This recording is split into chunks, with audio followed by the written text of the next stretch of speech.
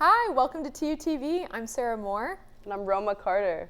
So it is almost Thanksgiving break. What are you going to do for break? I'm really excited because I'm finally visiting the West Coast, my sister in Seattle, and I'm going to meet my baby niece for the first time ever. That sounds like the most exciting break. Know. I wanted to tell gosh. you. I was so restraining myself from letting you know. But I'm glad you told me on camera as yes, a surprise. authentic reaction. Yes. Are you going to go to Powell's Books? No, but it's like a 3-story bookstore or something. Okay. Yeah, and in it's like Seattle. Yeah, and it's like independent. It's not like a Barnes and Noble or something. So.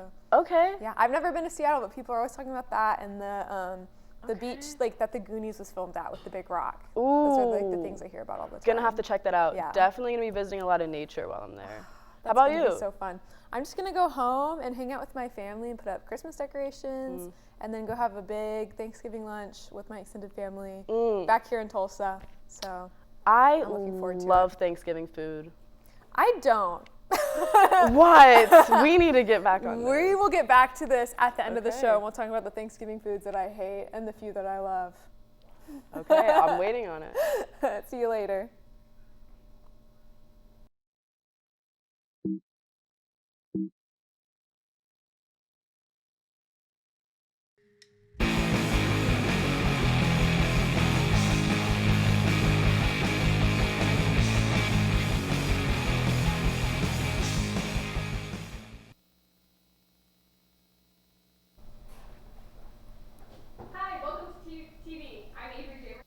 Joe McCurdy, we've got some interesting news for you this week, so let's get right into it. Iceland has declared a state of emergency as they prepare for a volcanic eruption in the southwestern part of the island. Grindavik, a town of about 4,000 people, began evacuations after seismic activity in the area was detected on Saturday. Residents have been warned that they may not be able to return for several days. The Icelandic Meteorological Office claimed there is a, quote, considerable risk of an eruption on the nearby Reykjanes Peninsula. The recent earthquakes in the region indicate the movement of magma underneath the surface, suggesting the development of a volcanic eruption. Volcanic eruptions are a serious hazard to aviation, and Icelandic authorities have alerted orange to indicate the potential risk of aircrafts flying through ash. House GOP seeks a solution to a government shutdown as they have failed to enact any of the 12 appropriation bills which sets directionary spending levels. Lawmakers have until November 17th to remedy the situation. On Saturday, House Speaker Mike Johnson announced a 2-step plan to extend government funding for certain sectors such as housing and the energy department until January 19th, and then continue funding for other government sectors until February 2nd. Neither bill will include funding for Israel or Ukraine as requested by President Biden.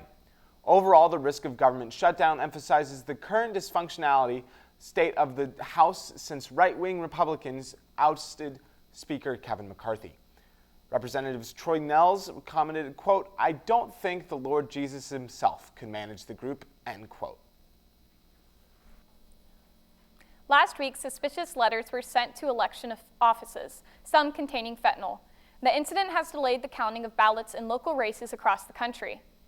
Election offices in at least 5 states have received some form of threatening mail this season. One letter delivered to the Pierce County Auditor's Office in Washington read, quote, end elections now. Since the controversial 2020 presidential election, harassment and intimidation of election officials has become a common occurrence in the United States. The FBI and U.S. Postal Inspection Service released a statement last Thursday stating, quote, law enforcement is working diligently to intercept any additional letters before they are delivered, end quote. Pope Francis removed leading conservative Texas Bishop Joseph Strickland following an investigation ordered by the Vatican. Strickland has been a, quote, outspoken critic of Pope Francis, end quote, according to CNN, and has directly challenged the Pope's leadership on social media as well as interviews. He has also faced criticism for his anti-vaccination messages during the COVID-19 pandemic, as well as his argument that Catholics should not vote for Democrats in political elections. Last Thursday, when Strickland was requested to resign from office, he refused. This led to Pope Francis directly moving Bishop Strickland from the office of Bishop of Tyler on this following Saturday. In the meantime, Bishop Joe Vasquez of Austin has been appointed, quote, apostolic administrator, end quote, for the pastoral governance of Tyler. The city of Catoosa announced their plan to revitalize the Blue Whale, an iconic landmark on historic Route 66. Currently, the landmark functions as little more than just a photo op for tourists. The Catoosa City Council aims to transform the attraction by adding amenities and expanding the property. The redevelopment plan involves the addition of extensive walking trails, a mini golf course, a restaurant, and a waterfall feature. The creative director behind the project, Nate Olson, is particularly excited about the implementation of an ice cream shop. He stated, quote, "It's those little things that could potentially help create really cool memories," end quote. The city plans to submit a proposal to the Oklahoma Route 66 Commission to seek a portion of the $6 million planned for upgrades at the site. Now, I know you've never been to Catoosa, and I've never been to Catoosa to see the whale. And now that they're implementing, hopefully, if this $6 million goes through and have all these new innovations, I think it'd be a fun place to visit. It is now, but like you said, it's only a photo op. No, absolutely. Definitely worth checking out. It's only about, I think, a 30-minute drive Yeah. from Tulsa, but especially if you're coming from out of town, why drive all the way there just for maybe 15 minutes to look around, take a photo? So, And I think it'll yeah. be great for the community of Catoosa, with all these additions, just, marketing and just overall money flow in the area is going to be great. Yeah. So, until next time, we'll see ya.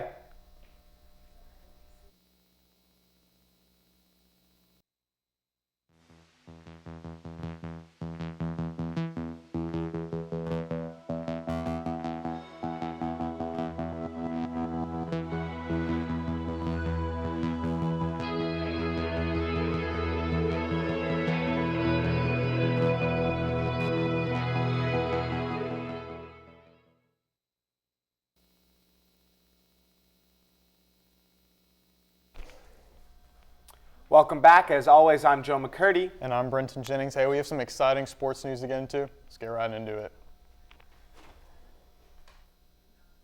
With Tulsa's lead down to 4 and 6 minutes to play, the Golden Hurricane used a 17-4 run to help close out an 85-71 victory over Incarnate Word on Saturday afternoon in the Reynolds Center. 3 TU players finished in double figures, led by a career-high tying 27 points from graduate Kobe Williams. Williams added a team-high 6 assists and 2 steals. Isaiah Barnes and P.J. Haggerty each improved on their opening night totals with 16 and 15 points respectively. Barnes also pulled down 10 rebounds to notch the first double-double of his young career. Tulsa improves to 2-0 on the season and 2-0 at home and will play Jackson State at home on Thursday. Tulsa's valiant comeback effort fell short 24-22 against the nation's 20th-ranked Tulane Green Wave Saturday.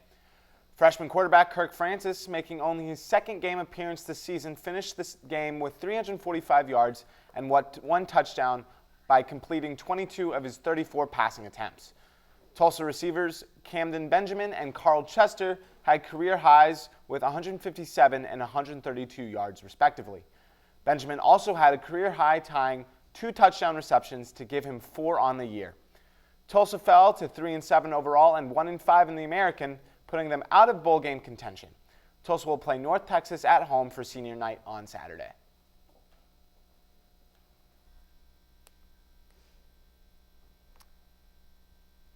The Lady Golden Hurricanes are off to a hot start as they carry a 3-game winning streak going into the crosstown rivalry game against ORU.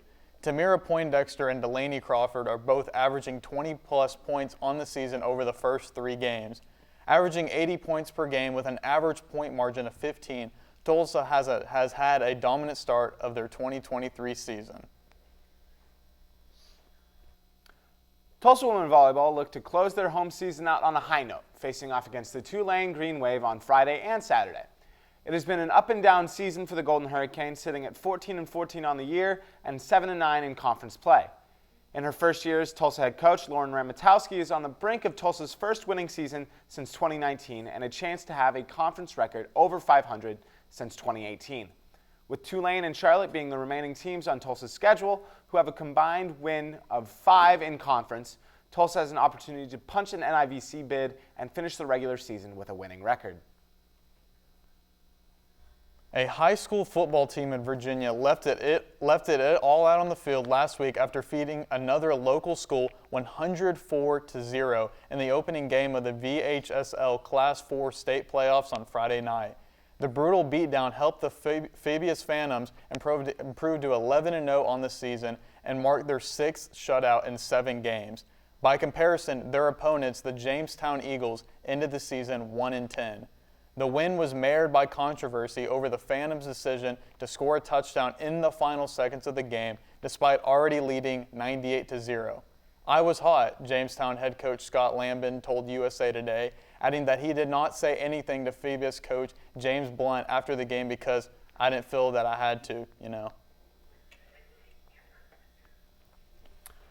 Well, 2-0 on the season. Tulsa men's basketball looks like they're, miles ahead of where, Tulsa football should be. Right. And it's good to have some sort of hype and excitement about a football team or basketball team. Right. Or, any sport. At this point, At this point for Tulsa.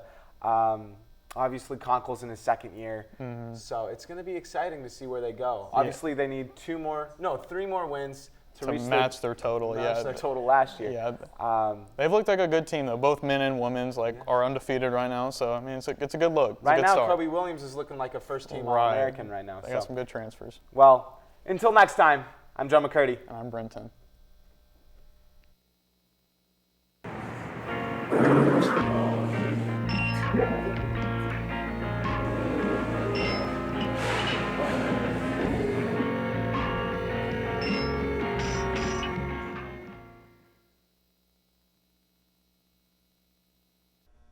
Hey there, welcome to TUTV. I'm Avery Jamerson. And I'm John O'Rice. Today we've got some exciting entertainment news stories for you all, so we're going to jump right in.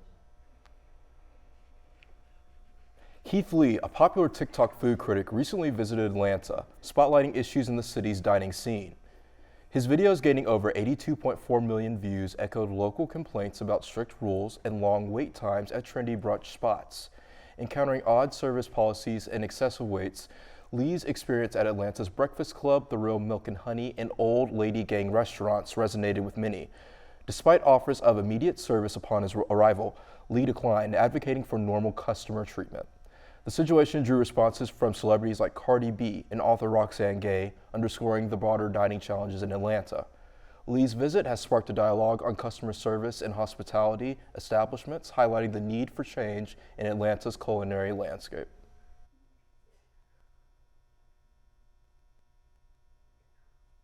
Glen Powell, star of the upcoming rom-com Anyone But You, recently spoke out about rumors linking him romantically to co-star Sydney Sweeney. In an interview from Men's Health, Powell addressed the speculation as a disoriented but inevitable part of his career. Sweeney, engaged to Jonathan Davino, shrugged off the rumors, attributing them to the film's genre and their on-screen chemistry. The two actors, known for their dedicated work ethic, bonded over their shared commitment to their roles. Powell, who recently became a dog dad during a personal low, is open to finding love again.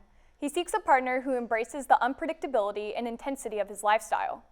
The film, stirring much anticipation and gossip, is slated for a December 22 release. Powell's candid reflections reveal the complexities of navigating public life and relationships in Hollywood.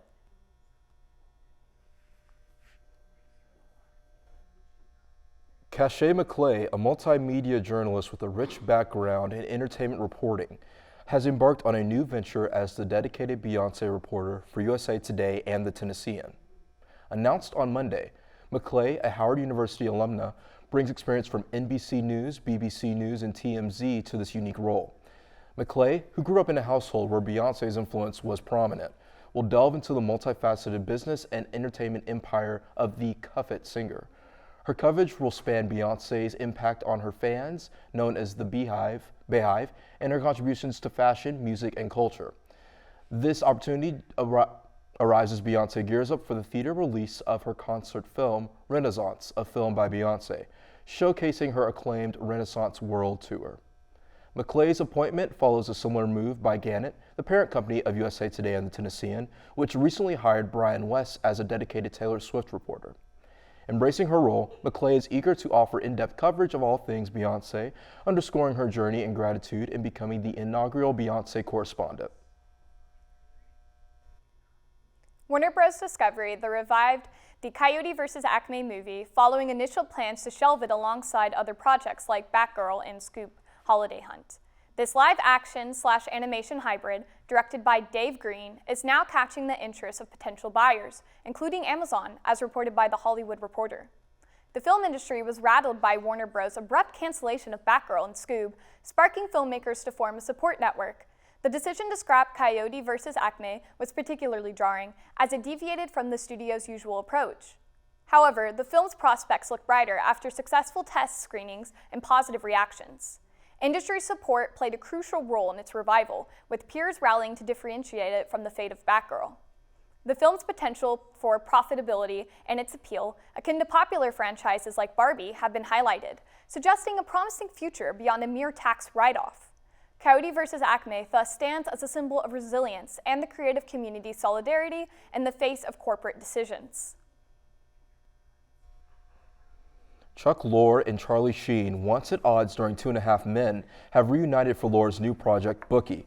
Reflecting on their past collaboration, Lorre shared with Entertainment Tonight the journey from their successful years to the tumultuous end marked by Sheen's public meltdown and firing. Lorre reminisced about the early years of 2.5 Men, highlighting the pride and joy they shared in pushing the show's boundaries. However, the relationship soured when Sheen publicly insulted Lorre in 2011, leading to his dismissal from the show amidst controversial remarks and behavior. In their latest collaboration, Sheen portrays a fictional version of himself, a request Lorre approached with sensitivity and respect for Sheen's comfort. The actor, eager and gracious, asked Lorre to avoid depicting his character as a drug addict, leading to a creative twist where Sheen's role involves running a poker game at a rehab center. Lorre described their first meeting for Bookie as a moment of closure and healing, symbolizing a significant step forward from their troubled past. The reunion, marked by a heartfelt hug, signified a reconciliation and a lifting of the weight both had carried since their public fallout. So, a lot of interesting news stories this week. I gotta say, I think the one that resonates me the most is that first story about Keith Lee. Oh, Did yes, you know definitely. about it beforehand? Yes, so I was fully aware of the Keith Lee TikToks. I've been following him for a while. Also, my dad was a big fan of him, I think, when he was boxing, and his brother, I believe, does MMA as well.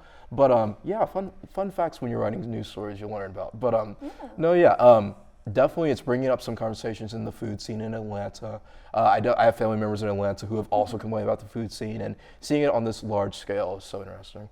And it's such a shame too, because Atlanta's such a big city. So, you know, going there, especially if you're not from Atlanta, you'd expect to enjoy some quality food and quality service. So, but that's about all the time we have for today. Again, I'm Avery Jamerson. And I'm John O'Rice. We'll see you next time.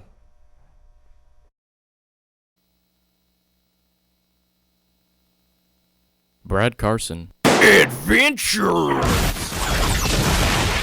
Oh boy, Goldie, I'm so excited to get some Thanksgiving dinner at Pat Case. Can't wait to have some delicious mashed potatoes, sweet potatoes, scallop potatoes.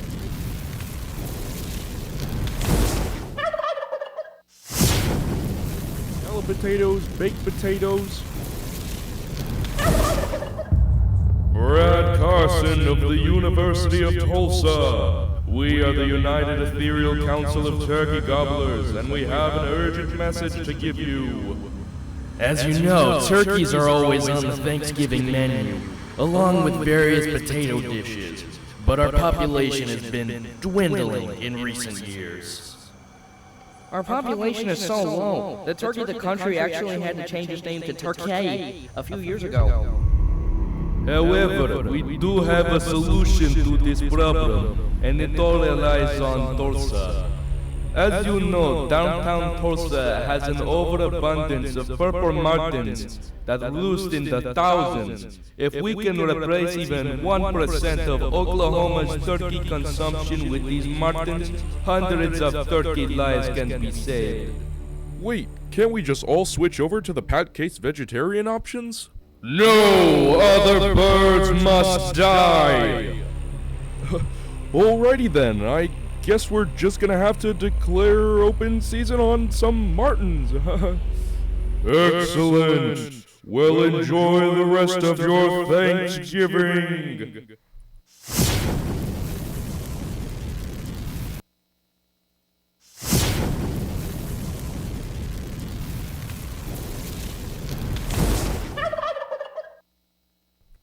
You know, I could really go for some turkey right about now.